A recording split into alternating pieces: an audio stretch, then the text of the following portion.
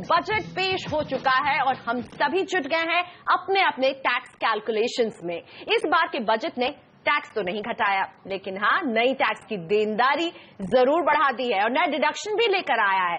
तो समझिए हमारे साथ कि बजट के बाद कितना बदला है आपका टैक्स। बजट के नए प्रस्तावों के बाद आप कहां कर सकते हैं टैक्स की बचत और फाइनेंशियल प्लानिंग की स्ट्रैटेजी में आपको किन बातों का रखना है ध्यान, किस तरह के बदलाव लाने हैं। और आपको सलाह देने के लिए आज मेरे साथ हैं दो एक्सपर्ट, cleartax.in की चीफ एडिटर प्रीति खुराना और फाइनेंशियल प्लानर हर्षवर्धन रुंगटा। इन दोनों से हम सलाह लेंगे, लेकिन उससे पहले बजट का एक प्रस्ताव जो मचा रहा है कोहराम। बजट के बाद नए वित्त वर्ष में ईपीएफ विड्रॉल करने पर 60% ब्याज पर देना होगा टैक्स और इस नए टैक्स को मिल रही है टैक्स पेयर्स की तीखी प्रतिक्रिया। सेविंग्स वगैरह उसकी कम हो जाएगी और प्रोविडेंट फंड में अगर ये टैक्सेबिलिटी चालू हो गई तो ये गलत हो जाएगा। पीएफ बनाने के पीछे जो मकसद था वो मकसद ये था कि रिटायरमेंट के बाद उस व्यक्ति के पास एक अच्छा पैसा उसके पास आ जाए, जिससे कि वो अपना जो बाकी का बचा हुआ जो समय है उसको बहुत अच्छे ढंग से व्यतीत कर सके। पीएफ का मामला हो, ये बिल्कुल सरासर जनता के साथ अन्याय है कि आप उस पर भी टैक्स लगा रहे हैं। जो आदमी अपने बच्चों की शादी, बच्चों की शिक्षा, बच्चों का विवाह इत्यादि के लिए पैसा जमा करता है और उस पर भी टैक्स लगेगा, तो अब ये टैक्स की इंतहा हो चुकी है। बहुत शर्मनाक निर्णय है ये किसी कोहराम से कम नहीं है। देश के हर सैलरीड कर्मचारी का यही सवाल है कि आखिर क्यों ईपीएफ में इस तरह से टैक्स को इंपोज किया जा रहा है। प्रीति, आप क्या टैक्स पेयर्स को समझाना चाहेंगी? इस कदम के पीछे क्या रैशनल दिख रहा है कि ईपीएफ के विड्रॉल पर 60% ब्याज पर अब टैक्स लगेगा? देखिए प्रियंका, सबसे पहले तो मैं ये बताना चाहूंगी कि जो ईपीएफ है वो पहले बिल्कुल टैक्स फ्री था। अगर आप 5 साल लगातार आपकी सर्विस होती है तो पहले वो बिल्कुल टैक्स फ्री था। तो अब सरकार ने क्या करने की कोशिश करी है कि जो एनपीएस और ईपीएफ को एक समान ट्रीटमेंट रख दिया है। तो अगर आप एनपीएस में निवेश करें या आपके पास ईपीएफ है तो दोनों में अब सिमिलर ट्रीटमेंट होगा, यानी कि 40% जो है विड्रॉल टैक्स फ्री रहेगा और 60% पे जो है टैक्सेबल हो जाएगा।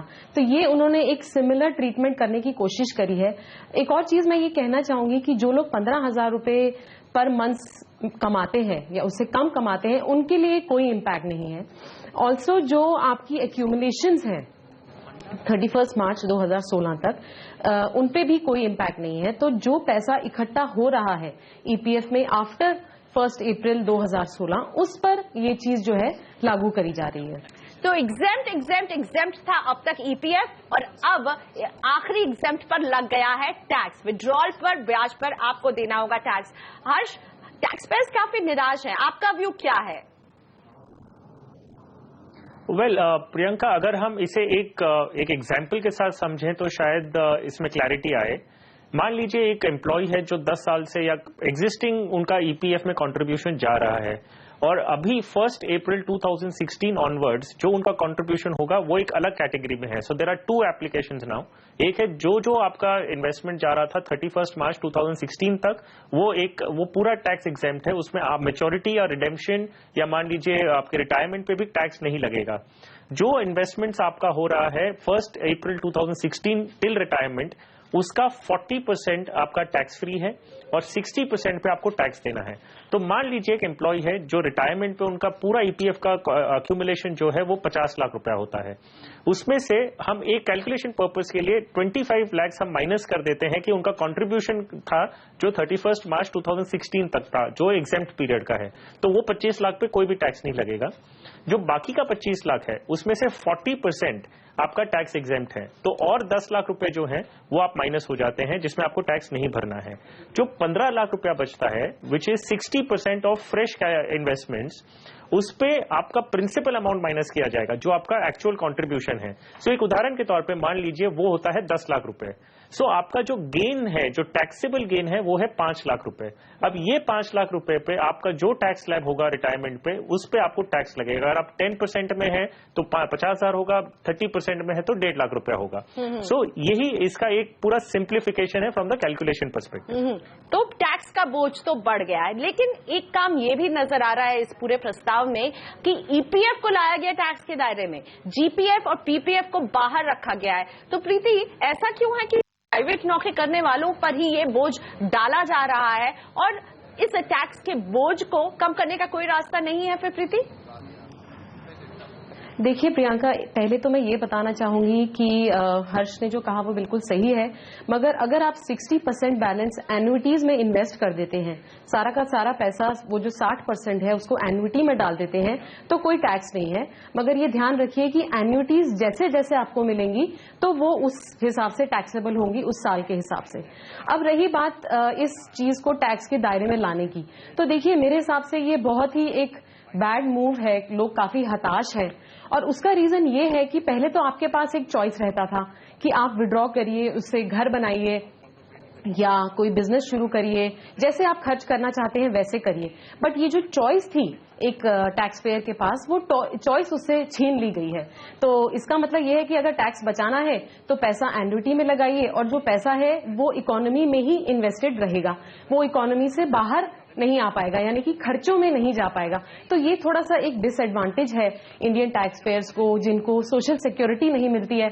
जैसे हमारे जो अब रिटायर हो रहे हैं, जो कुछ ही सालों पहले रिटायर हुए हैं, वो बहुत रिलाई करते थे अपने ईपीएफ के बैलेंस पे एज अ रिटायरमेंट सिक्योरिटी की, उनको एक सिक्योर फ्यूचर, एक सिक्योर रिटायर्ड लाइफ को एक्सेस मिला है। तो सरकार का ये कदम थोड़ा सा डिफिकल्ट रहेगा टैक्स पेयर पे। ये बहुत ही बात अजीब। वैसे तो मेरा ये सुझाव, पेंशन इनकम होनी चाहिए, रिटायरमेंट इनकम होनी चाहिए, पर उसमें ये जो टैक्स की एंट्री हो गई है ये उलझन में डाल रही है टैक्स पेयर्स को। हर्ष, आपके पास समझना चाहूंगी, कहा गया कि 15,000 से जिनकी कम इनकम है उस पर ये नहीं लगेगा, लेकिन क्या फिर जिनकी मासिक इनकम 15,000 से ज्यादा है, क्या वो ये करें कि ईपीएफ की जगह अपने एम्प्लॉयर को कहें कि हम पीपीएफ में निवेश करना चाहते हैं, आप हमारा सीटीसी में बदलाव कीजिए और हम पीपीएफ के ऑप्शन में जाएंगे क्योंकि वहां पर तो किसी भी तरह का टैक्स नहीं लगेगा? वेल प्रियंका, हमने बात की कि 15,000 रुपए के नीचे जिसकी इनकम है, जिनकी सैलरी है, उस पे ये लागू नहीं होता है। लेकिन 15,000 आपकी इनकम एट व्हाट लेवल, आज की तारीख में 15,000 की रिटायरमेंट के टाइम पे 15,000, ये चीज का क्लैरिफिकेशन अवेटेड है। क्योंकि आज अगर हम बात करें कि इसकी इनकम 15,000 के नीचे है, लेकिन रिटायरमेंट के टाइम पे अगर उनकी इनकम नेचुरली 15,000 के नीचे रहने नहीं वाली है, तो ये लागू किस पे होता है, at the time of entrance into the scheme कि at the time of retirement. तो ये क्लैरिफिकेशन आना बहुत जरूरी है, तब ये वैलिड होगा कि हु आर एग्जेम्प्टेड।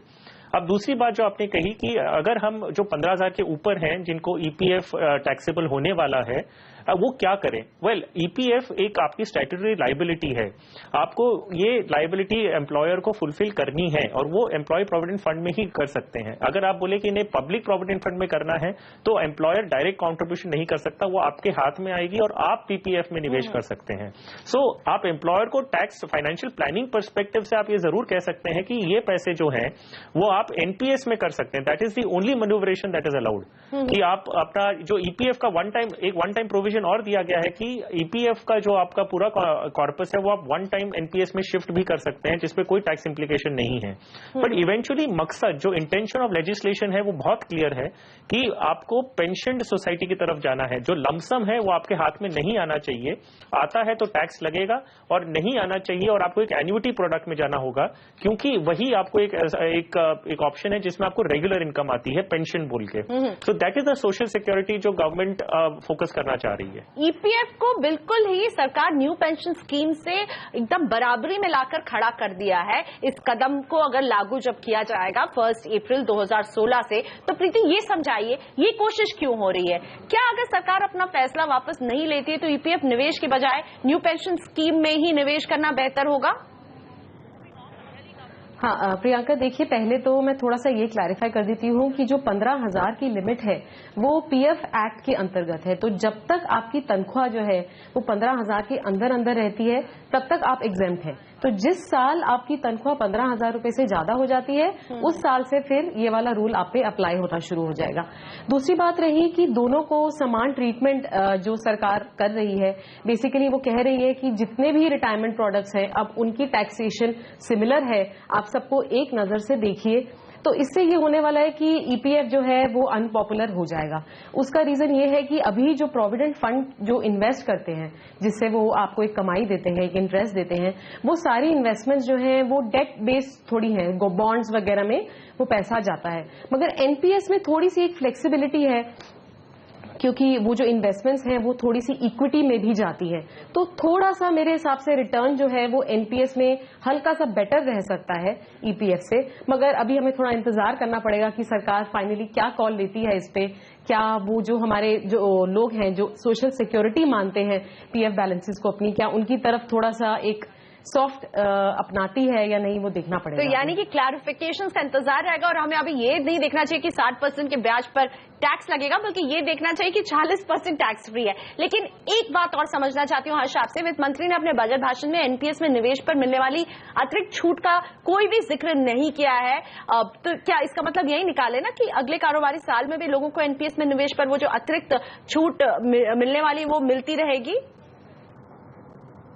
एब्सोल्युटली। अगर हम देखें जो लास्ट बजट में था 80CCD1B, ये जो सेक्शन है इसके अंदर में एक 50,000 रुपए का प्रोविजन दिया गया था जो एक्सक्लूसिव एनपीएस के लिए था। सो 80CCD1B ये जो सेक्शन है ये रिपील नहीं किया गया है। तो we are assuming and believing कि ये कंटिन्यूअस है और ये चलते रहेगा। और एनपीएस का कंट्रीब्यूशन अगर हम नेचर ऑफ एनपीएस भी समझें तो वो है कि वो कंटिन्यूअस बेसिस पे आपको रिटायरमेंट तक निवेश करना है। सो करंटली ये क्लियर अंडरस्टैंडिंग है और ये मान सकते हैं हम कि जो एडिशनल बेनिफिट 50,000 रुपीज का है वो कंटिन्यू हो रहा है। हर्ष, एक क्विक रिप्लाई आपका चाहूंगी, EPF versus new pension scheme, आपको क्या लगता है, आप क्या करना चाहिए? अगर हम प्रोडक्ट की बेसिस पे बात करें और ये देखेंगे रिटायरमेंट पे आपका कॉर्पस एक्यूमुलेशन कहां पे ज्यादा हो सकता है, कौन सा ज्यादा फ्लेक्सिबल है, तो मेरा जो वोट है वो एनपीएस की तरफ रहेगा। वो बहुत ही फ्लेक्सिबल स्कीम है और लॉन्ग टर्म इन्वेस्टमेंट में आपको 50% इक्विटी एक्सपोजर लेने का जो ऑप्शन है रिटायरमेंट फंडिंग के लिए वो एनपीएस में ही है। ओके, सो ईपीएफ वर्सेस एनपीएस, ये जंग अभी भी जारी है क्योंकि हमें वित्त मंत्रालय से क्लैरिफिकेशंस मिल रहे हैं इस पर लगातार। तो इस पर तो नजर रहेगी कि ईपीएफ पे जिस तरह से कोहराम मचा हुआ है इसका अंत कैसा होता है। लेते एक छोटा सा ब्रेक, अभी वापस आ रहे हैं। बजट में और भी कई ऐसे अनाउंसमेंट्स हुए हैं जो टैक्स पेयर्स की जिंदगी में बदलाव डालेंगे, इस पर डालेंगे नजर।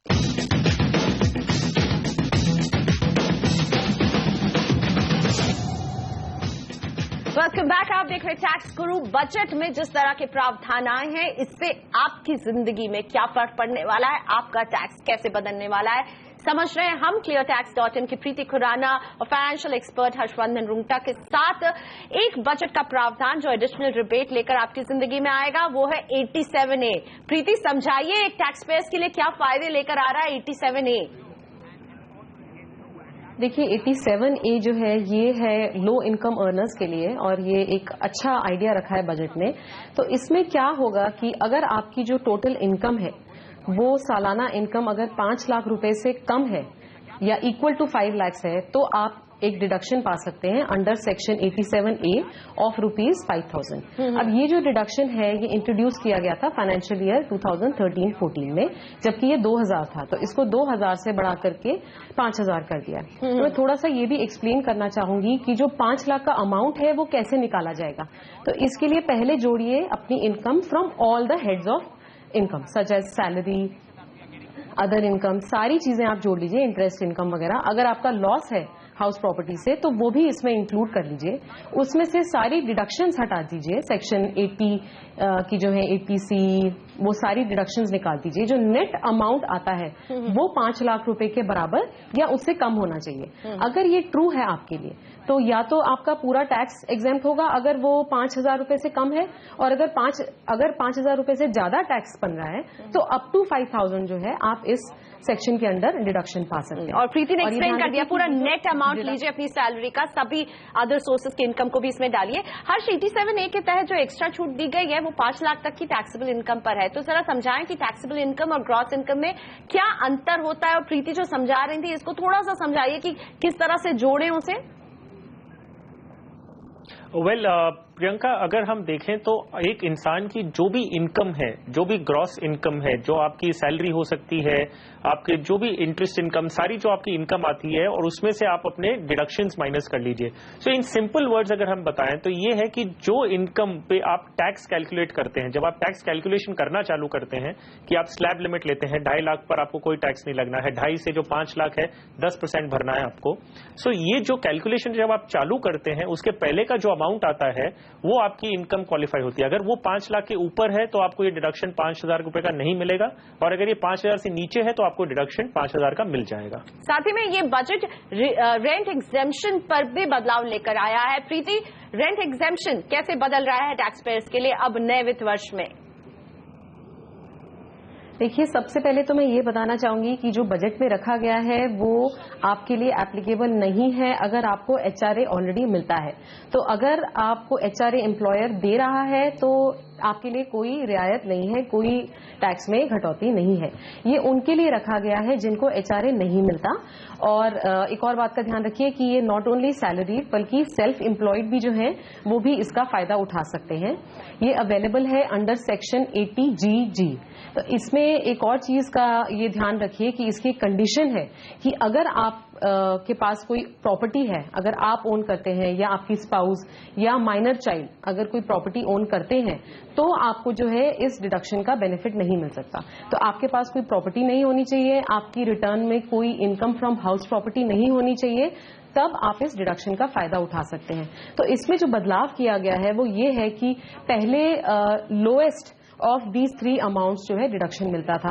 एक था 2,000 रुपए पर मंथ, दूसरा था आपका रेंट माइनस 10% ऑफ इनकम और 25% ऑफ टोटल इनकम। तो इनमें से जो सबसे कम होता था उसका डिडक्शन मिलता था। तो जो आपका अमाउंट था वो उसमें जो 2,000 रुपए पर मंथ था उसको बढ़ा करके 5,000 रुपए पर मंथ कर दिया गया है। तो ये बेसिकली एक चेंज रखा गया है। डिकोड कर रहे हैं हमारे एक्सपर्ट टैक्स पेयर्स के लिए। लेते हैं एक छोटा सा ब्रेक, अभी हाजिर हो रहे हैं और क्या कुछ है बजट में आपके लिए समझते हैं।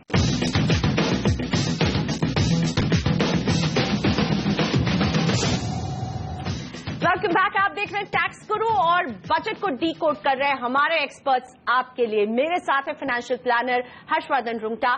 हर्ष, हमने देखा है कि कुछ बदलाव होम लोन के ब्याज पर मिलने वाली छूट में भी आया है।